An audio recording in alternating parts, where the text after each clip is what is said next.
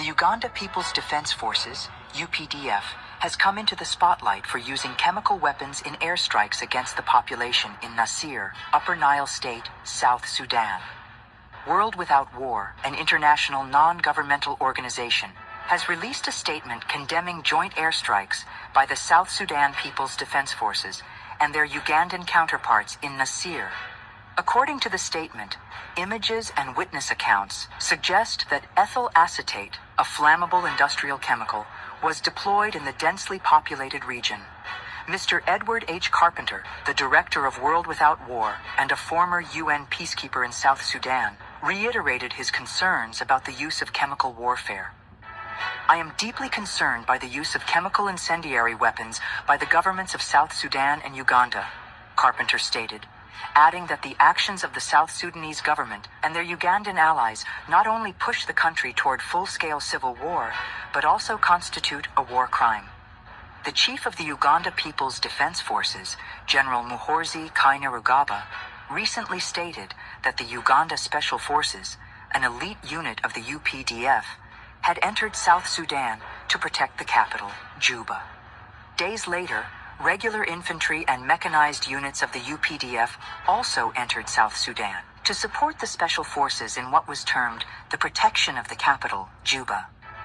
Later, however, the chief of the Ugandan forces boasted on his X, formerly Twitter account, that he had already grown tired of killing ethnic Nuer people in Upper Nile State.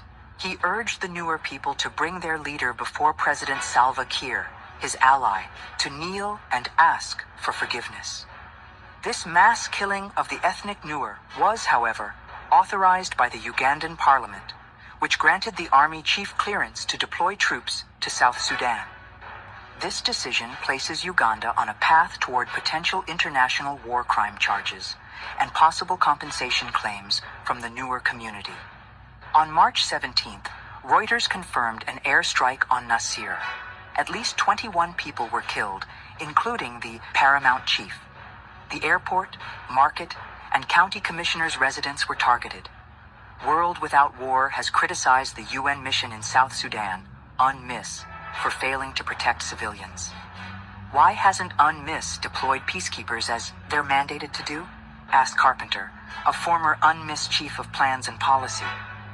Though authorized for 17,000 troops, fewer than 14,000 have been deployed. Carpenter urged the deployment of the necessary unified forces, a neutral South Sudanese force, alongside UNMISS peacekeepers to restore local trust. The United Nations must investigate this attack on civilians and demand accountability, he said, calling on South Sudan to ratify Protocol 3 of the Convention on Certain Conventional Weapons. So what do you think about Uganda's use of chemical weapon against the Nuer people, who may be legitimately demanding their rights from the government of South Sudan? The crisis escalated in February when rebel fighters loyal to first Vice President Riek Machar overran a key army base that triggered a brutal crackdown by President Salva Kiir's government. Now Uganda's move to send troops to Juba has sparked outrage. Machar's supporters say it's a clear violation of a UN arms embargo, which is supposed to prevent foreign interference. Riek Machar warns that Kampala's involvement could destroy the 2018 peace deal that ended a brutal civil war that left nearly 400,000 people dead. But Uganda, which has long played a role in South Sudan's politics, insists that the troops are there to stabilize the existing tensions. Critics believe that Uganda is taking sides in what could turn into a dangerous proxy war.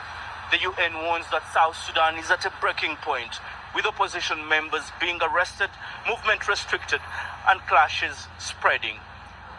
Security analysts say the world is watching to see if Uganda's intervention will contain the crisis or push South Sudan closer to another war.